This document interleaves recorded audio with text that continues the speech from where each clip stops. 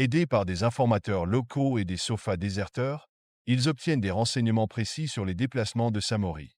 Ces informations stratégiques permettent d'étendre leur contrôle sur les régions abandonnées par l'empereur en fuite. Le 29 septembre 1898, à Guélémou, la traque de Samori prend fin. Les Français, guidés par des sofas ralliés à leur camp, encerclent le campement de l'Almami.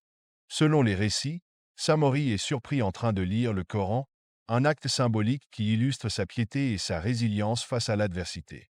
Pris au dépourvu, il n'oppose aucune résistance.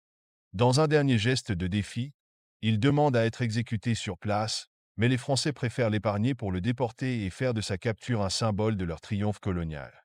Le rôle de la trahison interne est crucial dans cet épisode.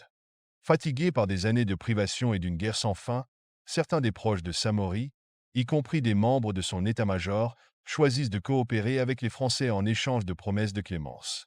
La capture de Samori marque la fin effective de l'empire du Wassoulou.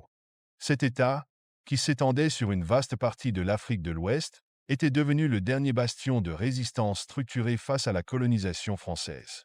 Privé de son chef, l'empire s'effondre rapidement, laissant la voie libre à l'expansion coloniale française dans la région.